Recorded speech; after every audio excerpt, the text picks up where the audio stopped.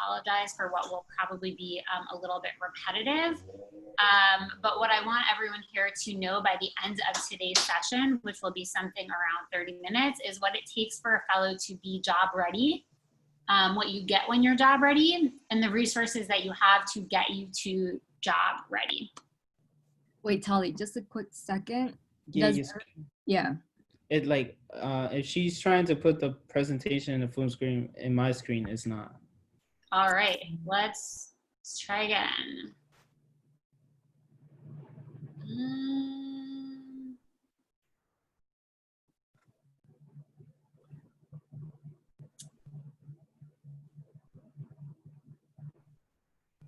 How about now?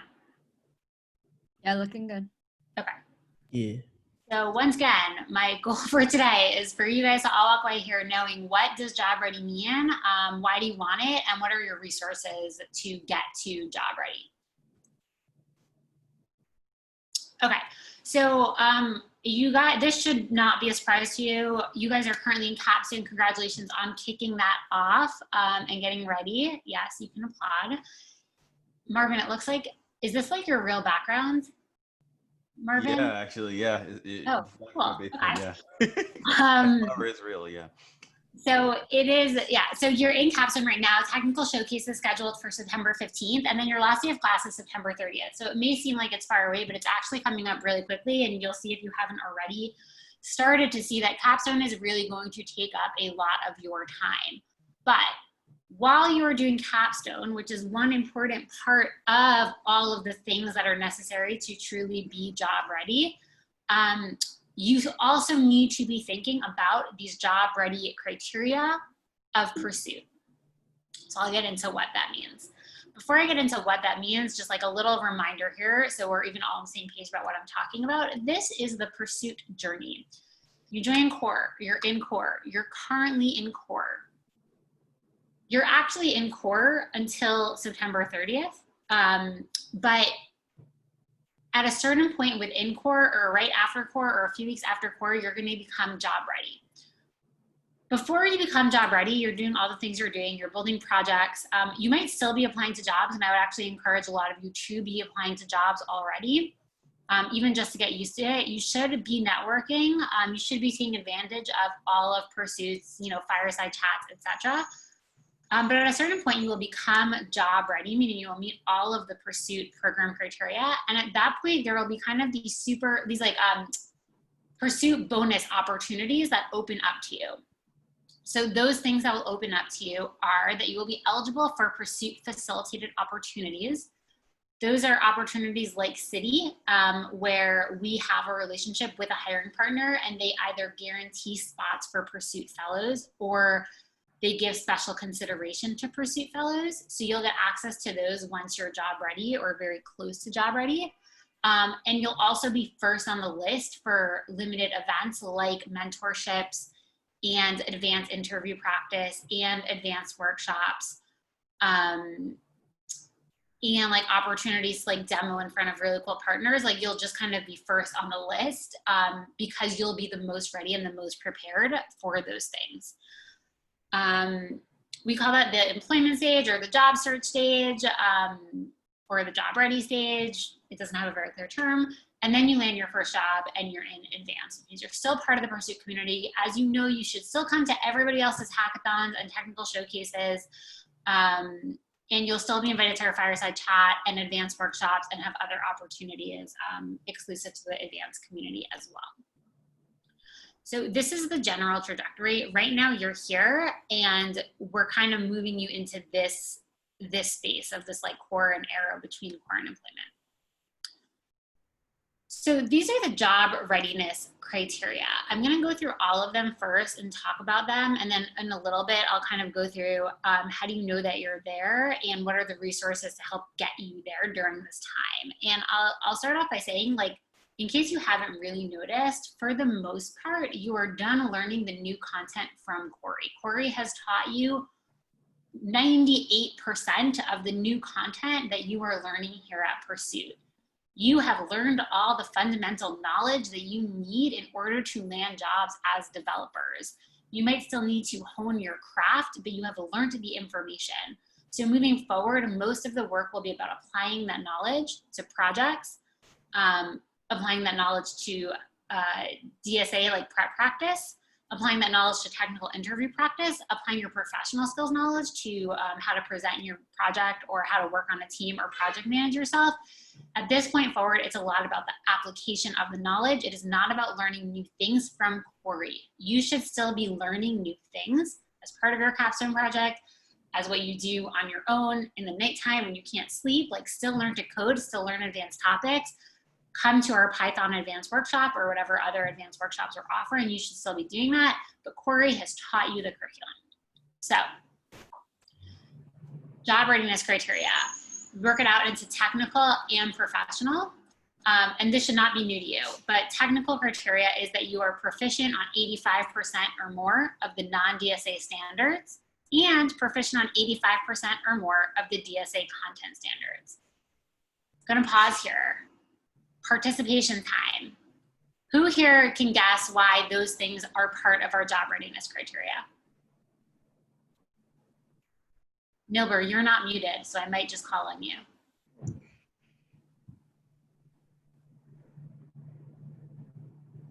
You're talking about attendance, teamwork, communication? No, 85% on the non-DSA and 85% on the DSA content standards. Why do you think those are part of our job readiness criteria? I mean, those are really important for getting ready for interview assessments in terms of the whiteboarding for DSA and also just basic coding knowledge. So this is it's all part of technical proficiency. Yep. So you want to make sure that you're ready, for those interviews. Yep, it's like not a trick question at all. You guys are looking for jobs as web developers. They are going to ask you questions about your web development knowledge. You need to be able to answer those questions. That's going to be the whiteboarding, but it's also, they're going to just ask you questions and you need to be able to answer those. So that is why those two are part of this. The next thing is proficiency on 100% of whiteboarding standards. You might notice that's a little bit different than proficient on 85% or more of DSA content standards. Does anyone want to take a guess as to why those are two separate things?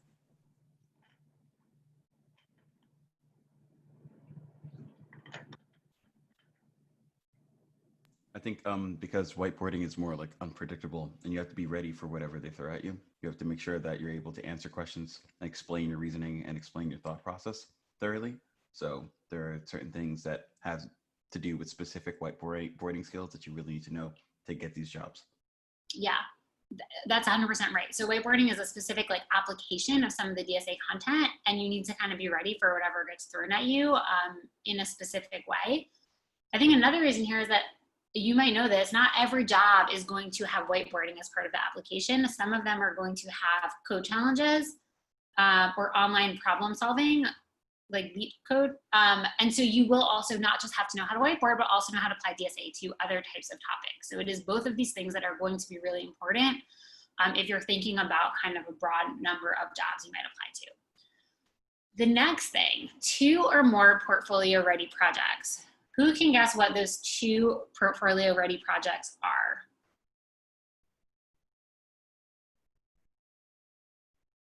Let's hear from a woman.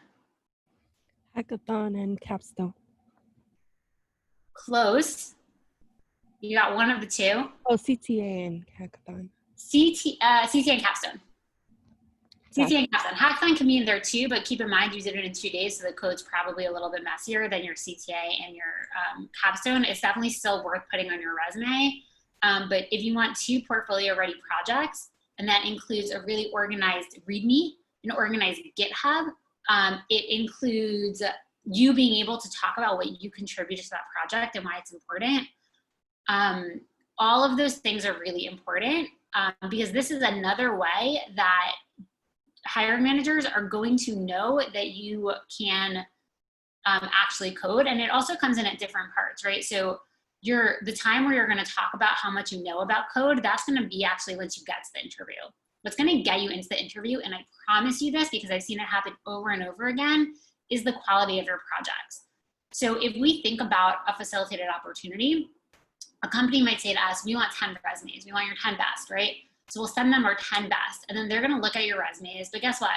nobody here has any development experience, like professional development experience. So how are they going to know if you're a good fit for their company? They're going to look at your projects, and they're going to expect projects that are organized, that are thoughtful, that are interesting, that show a perspective. So your projects actually have to do that for you. So your CTA and your capstone, as well as any additional passion projects that you're creating that you think are strong enough, those are going to stand in as representation for how much code you know. And that's what's going to that's what's going to make you stand out. And I can't stress enough, both the portfolio ready projects, but also your general passion projects or approach to projects.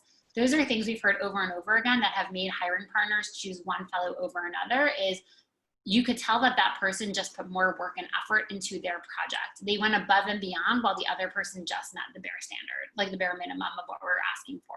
So that comes through in your portfolio, and that comes through in your, in any code challenges that you present as part of your application process. So those are the technical readiness standards. You need to meet all of those. Any questions on the technical readiness standards? Okay, professional skills. You need a proficient resume and LinkedIn profile, meaning a certified, meaning that Caroline has said this marks off all of the things on our rubric and this is good to go. Anyone want to guess why that is important?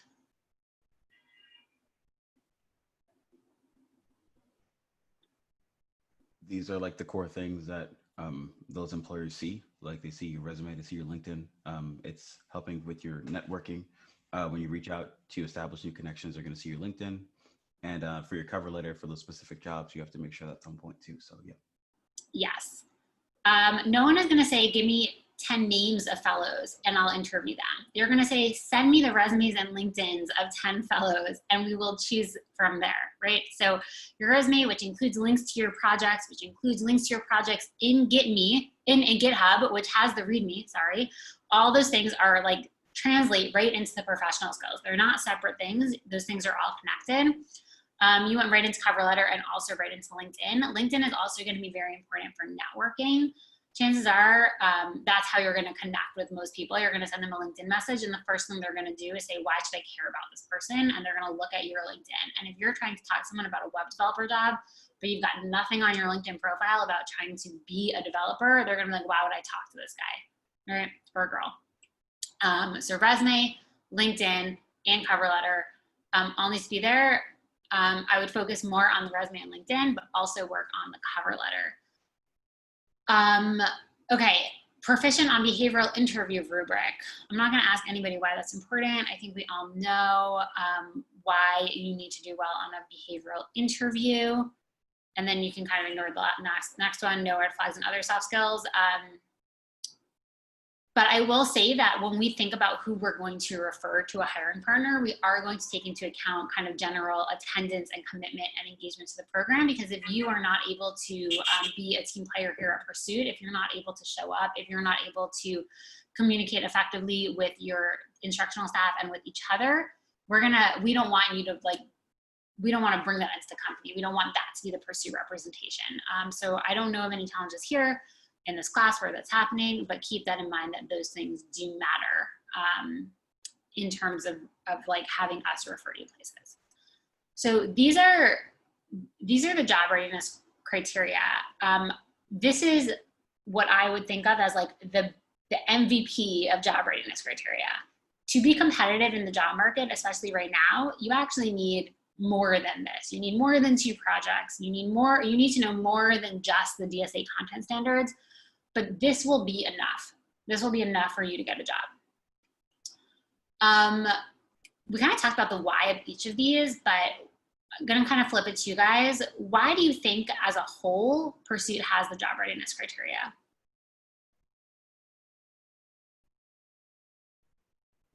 Marvin can't answer. To ensure that we get what we came here for. We came here to get a job, so you don't want to just push us out like birds that can't fly yet. I love that answer.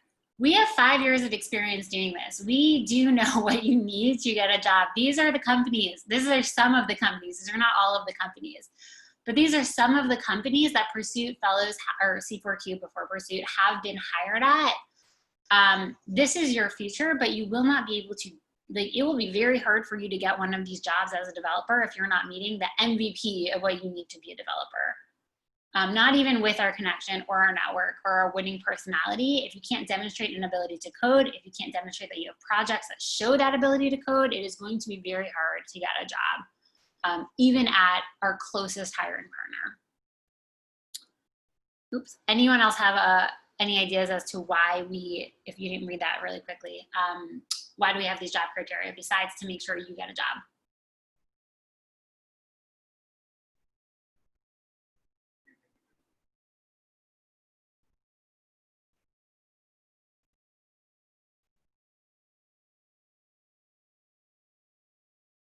Isaiah saying no, I think, at me. All right. It keeps Pursuit in the game. Like, you guys are not in a vacuum. You're part of a bigger community of Pursuit, and there will be more Pursuit fellows after you. And we need to ensure that the Pursuit brand stays at a certain bar. So if our partners are coming to us and saying we want developers, and we send them people who, you know, can't do DSA or can't code, they're going to stop coming to us. We don't want them to stop coming to us. We want them to be impressed with every single fellow that goes in front of them, so that they keep coming back for more, and they tell their friends at the other companies, like, hey, you're recruiting, you better go to Pursuit. They'll send you standout candidates. So for every time we put somebody in front of a facilitated opportunity, we want to make sure that we know that we can stand behind that person's knowledge and behavioral ability, like behavioral interview abilities, and professionalism as well. And then the third one is a little bit for you. I know, again, from the experience here at Pursuit, that it might feel like you're never ready. You can keep on learning to code like forever and never feel like you know enough. And so these are actually here to help you understand if you don't feel ready, but you have met the readiness criteria, like, you are ready. Like, still learn how to code, but like really like double down on your job search and your job applications and your networking. Still code on the side, but start to focus here, because you have enough at this point to start that job search. Don't get caught in the I don't know enough, I need to learn more forever cycle. So these are here to help you understand where you are in your journey and kind of what you have left to go in your journey. And it's also clarity. We don't want anyone to feel like, well, why does that person keep getting the facilitated opportunities, or that person already got a mentor? Why are they getting another mentor? And so this is to help you understand. You should really be focused on hitting the job readiness bar until you hit it. And once you hit it, you can start thinking about advancing your skills, working on other things, doing the job search. But it's to help guide your journey here. Any questions on any of this? All right. Okay, so I'm gonna go over the criteria a little bit more, and how you know that if you've met it or not, and then what you should do if you have not met it, because there's not really that many structured assessments like anymore. As I said, you're working on Capstone, and most of the curriculum has been taught. So 85% on non-DSA standards, 85% on DSA standards. That is all available in your grade books. I hope, does anyone not know what standards they still have left to get proficiency, to gain proficiency on? Great. So you should know that, and you should keep working on those. You can work on them with your peers. You can work with them on your friends. You can go to office hours. If you have DSA challenges, you can go to office hours with Erin.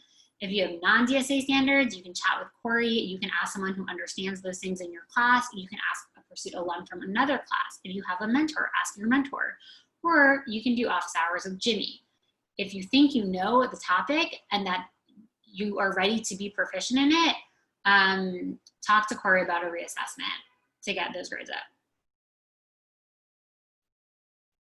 For whiteboarding standards, so those are technical, we'll have technical certifiers. I'll talk a little bit more about what those are in a few slides. I think one person here has met that, maybe two. Most people haven't had the opportunity to do it. You've had a lot of practice, and you'll continue to have practice. The way you would practice is feedback fairs. So you've had a bunch of feedback fairs where people have given you feedback on your whiteboarding skills. So consider that feedback to gauge how you've been doing. If you have a PTT mentor, you can talk to your PTT mentor about how your whiteboarding skills are and try to work on those. And then again, the office hours with Aaron. If you go in there and you want to practice your whiteboarding, he'll do it. Also, work with each other, give each other feedback. Find other fellows in other classes. They're all working on the same thing. Find other peers in other programs, right? Like find an online group, practice your whiteboarding. Portfolio, so that's also should be in the grade book, but Corey will work on you with that and give you very explicit feedback as to whether CTA needs to keep being worked on or if it is portfolio ready. And then the same with Capstone. Obviously, none of you have that second Capstone project yet, but you will. And if you have a passion project that you think is really, really strong, that demonstrates your ability to code, let Corey know that you want that to be considered, and he can take a look. Resume and cover letter, that's all Caroline King. She has been meeting with you. She will continue to meet with you to provide feedback on your resumes. We never want a resume to be any reason for someone not to be considered for a facilitated job opportunity. So don't let this be the last thing you think about. Just work on your resume and your cover letters. And then finally, behavioral interviews. Again, it's a certifier, so I'll talk a little bit more about what that is. But if you need practice on that or you want feedback, you can do a mock interview with Caroline King. She'll be sending those up with you. Again, feedback fairs, think about how you did at your last feedback fair. And office hours with Melanie Lochte. You can check in with her and say, I'm struggling with this question, or I'm not really sure how to answer this one, or can we just do a few practice rounds and give me feedback? Our office hours are there for you to use. So you should be getting links to them every other week in Shay's emails. They're also like all over Slack. I think they're pinned to your Slack channel. Really use those to your advantage. Don't feel like you're taking too many of them. If you're signing up for them every week, like great, that is what they're there for. We'll let you know if we need to give somebody else a slot. We'd rather have them full and have to like assign more than have them be empty and have to tell our volunteers that, you know, folks aren't signing up for them. Okay. In case you guys were not clear, these are pictures of our office hour people. Aaron Gorenstein, he's a senior software engineer at Microsoft. He has a PhD in computer science. He really knows his DSA stuff. So really, any questions about things you've already learned, about a concept you don't understand, about a concept you've tried to understand 10 times that you're still not getting, about feedback you've gotten on your whiteboarding, schedule time with Aaron, let him know what you want to work on. He's been doing this for a while. He's really good at working with our fellows and he knows our curriculum. I think you all know Jimmy, not going to go into that. And then Melanie, not sure if you guys have worked with her or not.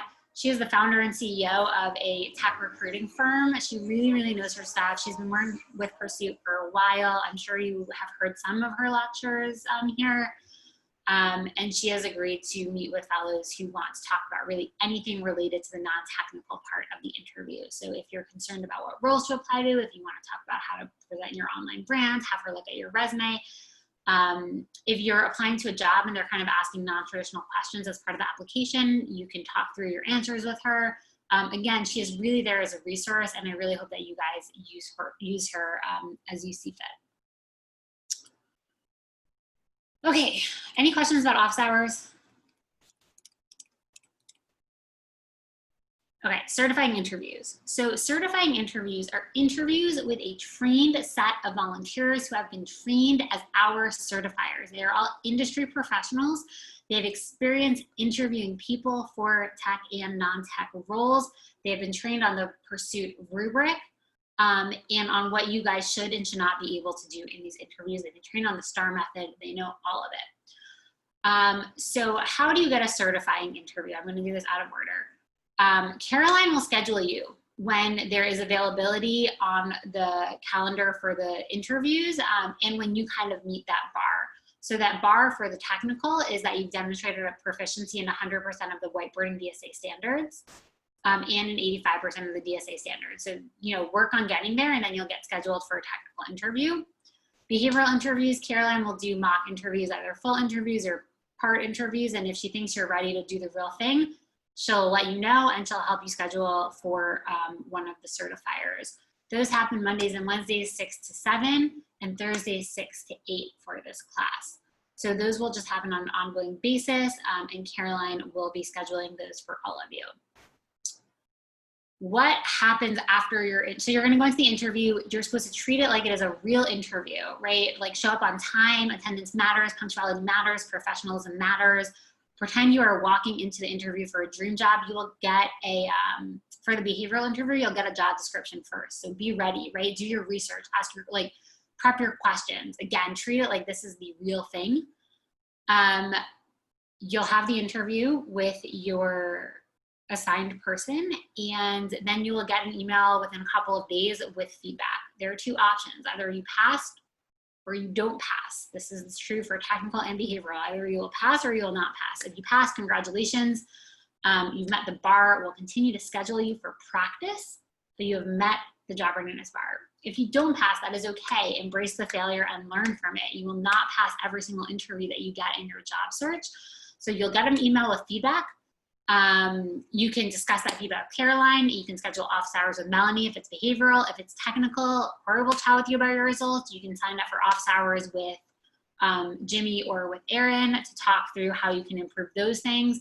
And when you're ready again, to take it again, probably about 2 weeks later, let Corey or Caroline know, and they will reschedule you for the next one. Now, the goal here is not for everyone to take the certifying interview like 10 times. There's a limited number of slots, and so we do want to be cognizant of how often and when we're scheduling you. And so this is supposed to be seen as a high stakes thing. You are supposed to prepare for these the way that you would prepare for a real interview at a real job. And that is how our volunteers have been instructed to treat you as well. Any questions on the certifying interview, or Caroline, did I miss anything?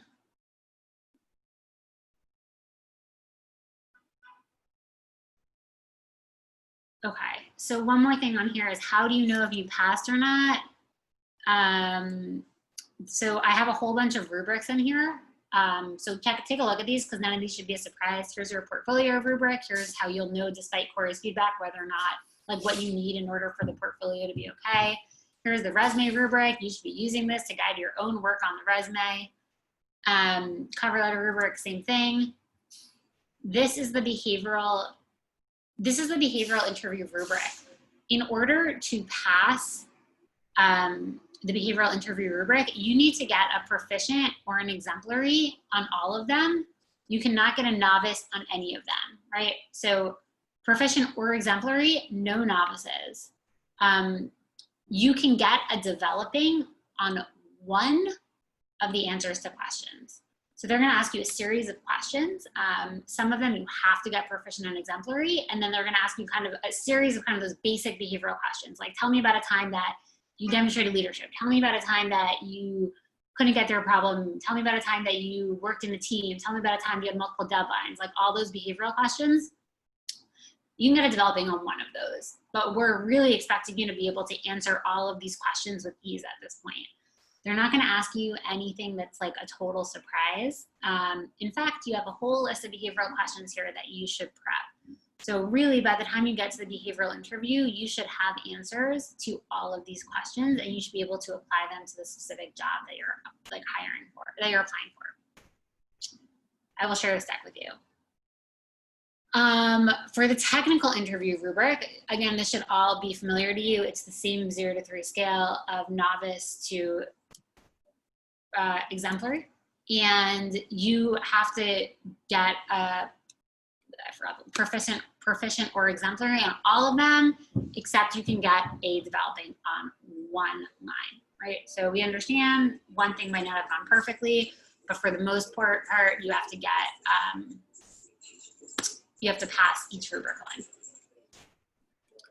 line. That's it. That is job readiness. So I know that this is a lot to do while you're working on Capstone, but really, really critical. Capstone is a really important part of your journey at Pursuit. It is part of the job readiness because it is part of your job portfolio.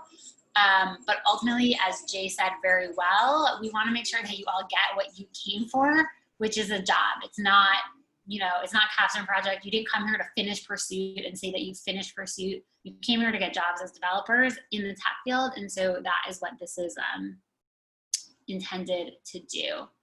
Any questions, thoughts, concerns?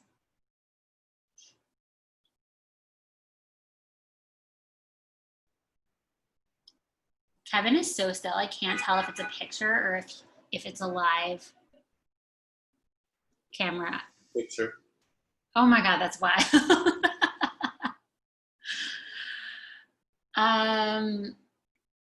No questions, not a single question.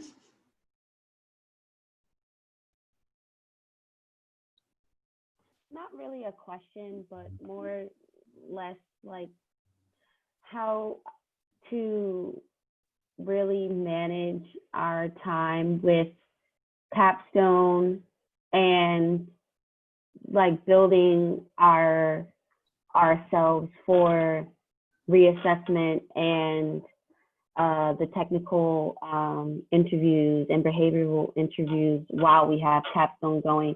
Because I'm not gonna lie, it's been a lot, and even like these past few days, like just breaking down the Capstone project, I can tell that it's gonna take up a lot of my time, and I don't see, like for example, Corey and Caroline gave me a website to practice like code problems, and I haven't been able to hit that website in about 2 weeks, and I just need to know that there will be some type of balance, I should say. I think that's a really good question, and I'm sure you're not the only person who is wondering that. I wish I had an easier answer for you. What I can say is, like, not everyone is going to be at the same place on this journey. So not everyone is going to hit these job readiness criteria by the last day of class. The structure of support that you get after the last day of class will change, but we'll still have office hours. We'll still have people here to support you, and you'll still have each other. And the best thing is you'll still know what you need to do. So if don't just like get your sleep. If you're working, still work at your job. Take care of your family, take care of yourself. If you feel like you're not going to be able to get to that, online, the online problems that Corey and Caroline shared with you for a real long time, then know that for yourself. Know that that's where you are in your journey, and that it might take you a little bit longer than it might take somebody else to get there, and that's okay. And try to think through this, try to think through what your individual plan is and how you're going to manage that, right? This is very individual. So what I might say to you is, without knowing your specific progress on any of these things, is maybe hold on DSA, right? DSA is not absolutely mandatory for every single job application. So if you're feeling a little bit overwhelmed with these things, maybe hold on the DSA stuff and focus on your non-DSA and focus on your behavioral. The behavioral is like a little bit less, I think. It's very important, but it's like a little bit different in terms of how you would allocate your time towards it. You definitely want a resume, because you're going to need your resume for any job, whether it's a developer job, whether or not they ask about DSA, whether you decide that maybe for the beginning you're going to go a little bit developer adjacent, maybe become a technical writer or QA. You're going to need a resume, and you're going to need a resume that shows that you have a strong knowledge of tech, right? So you definitely don't want to like put that to the side. You want to be really good with your behavioral interview, because if you're not confident in your tech, you're going to want to shine with your professionalism and your behavioral.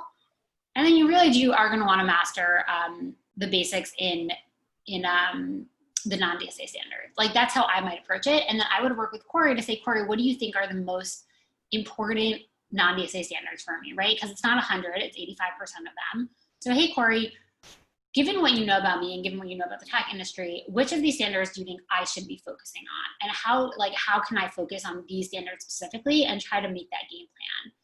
And depending on how kind of close you are to mastery, it might look like you're doing 3 at a time. Maybe you're just really focusing on one, because if you get that one, the others will become clear too. But it's going to look very different for you than it's going to look for Brandon. And I'm saying this without knowing how either of you are doing right now, and on any of these criteria. Right. Okay. So I guess my next question is, will these office hours be available like starting now, or will they be available like after Capstone, like after we do our presentation and everything, and then we kick off the job readiness, or is these office hours like starting now? These office hours have already started. Jimmy office hours have been there for quite some time. Aaron office hours have been, Ann and Melanie office hours have been shared in Slack and in the emails for a while. So these office hours are all already here. The purpose of this was really to connect them to like how you can kind of drive your journey here using them. And part of it is also, you know, Corey is one human being. So if all of you were to, like suddenly to be like, Corey, like grade my assignments tomorrow and give me immediate feedback, he would drown in like assignment work. And so part of it is, you know, you have other people, and also maybe the way Corey is explaining it isn't working for you. Maybe, you know, it worked for 95%, but you're just not getting this one thing. And you want to hear Jimmy explain it, or you want to hear Aaron explain it. So that's what those things are here for. And also it's always useful to practice in front of someone that you're less comfortable with, right? Right. Yeah, I've been doing the office hours with Jimmy on Friday, so that's been really good. Okay.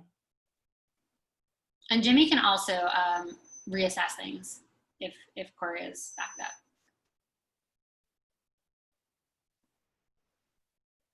up. As you feel stuck, if you're feeling overwhelmed or feeling stuck, I mean, that's what Caroline and Corey are here for. So they can help you think through what, you know, how can I manage my process? What's a real expectation for me? And some of you might have like the opposite. Some of you are like, oh, I'm like almost there. Like, how can I like speed this up so that by the time Capstone is over, I'm like ready to go? And that's okay too. Caroline and Corey will work with you too to figure that out, because people learn differently and people have different like lives right now, right? Okay. I kind of want to share one. I'm thinking of one fellow. I'm not going to say their name, but they finished the program and they were not ready. Like they were not ready technically or professionally. 1 year they came back to Pursuit almost every single day, and they didn't have like a personal like tutor or anything. They came, they hung out on the flex space, and they got a job like 10 months after they finished the program, because like I said, Corey has already taught you all of the things. You already know how to access the information. You have the network to ask questions to. You know the website to practice your coding problems on. You've got it all now. It's about how much time and effort you can put into it. And we totally get that you might not hit that by September, but you'll hit that if you keep working at it. We'll have another lecture. We'll have another one of these in a couple of weeks on what the job search looks like and how you can manage your time during that. And it will look very different for depending on where you are again in your journey and what you want.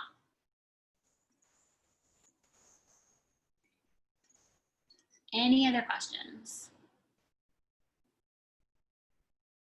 or comments?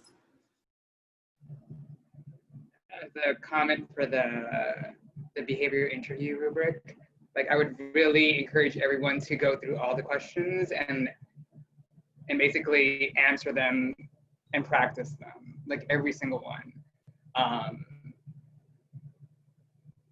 Just something that I would highly encourage. And for each one, have that star, that example that you can like use to kind of back up what you're saying.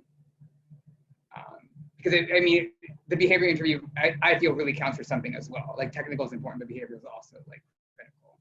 Especially if you're trying to ensure that you're a good fit for whatever organization or business you're applying for. So do not underestimate the value of really getting those questions fine-tuned.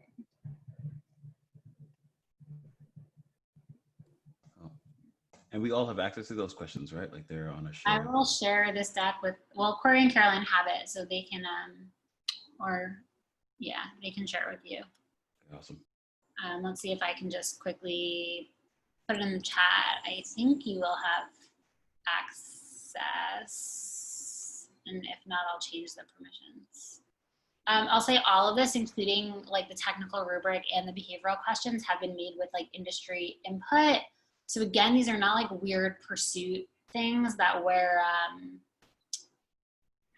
these are not like weird Pursuit questions that were just like, you need to know these because Pursuit demanded it, right? Like again, we're not giving tests for the sake of giving tests. We don't care about like your report card. The point of this is because we know that this is what you need to get a job. These are, the questions are really basic industry questions. You're gonna be asked them at some point in some way. And Capstone, and Prep for Tech Showcase will give you a lot of answers for these things and also help you practice kind of just your general public speaking and fluency and kind of taking on questions you're not ready for. Everything is related.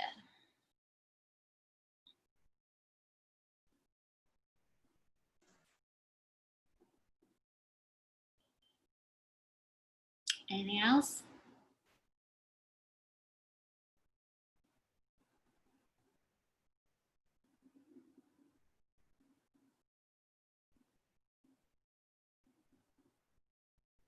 Okay. Well, thank you guys. Always a pleasure. Enjoy the rest of your night and then enjoy your very, very, very long weekend. And don't forget to keep coding during it because you have 4 days to practice your code. Yes, thank you so much, Dolly. Yeah, right. We have a long weekend, but this is a great time to catch up on some of those job readiness standards, right? This is starting with the CTA, right? As well as going through that grade book and looking at what you can really prioritize. If you're confused about that, definitely talk to me or Caroline. We are around to help. For the rest of the day, we would love for you to be working on your project proposals, which are due tonight, right? The sooner, the better. And then when you finish, please reach out to myself and Caroline. And so we can look at them and your team can walk us through it and we can discuss scope and idea and all that, okay? Any questions on anything? Hey, can we? What? Nah, my bad. Oh yeah, okay, cool. Any other question? Are we pumped up? Are we amped for job readiness? We can do this.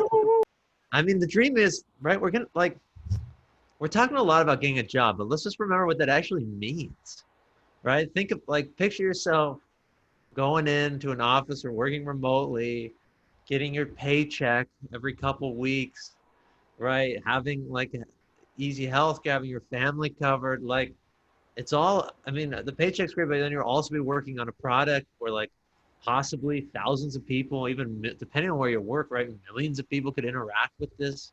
You could have a direct influence in a company. I mean, let's just remember what it's about. Henry says you can afford to get a dog. I mean, We got to do it for the dog. more pursuit, right? I was on, I'm going to stop recording, but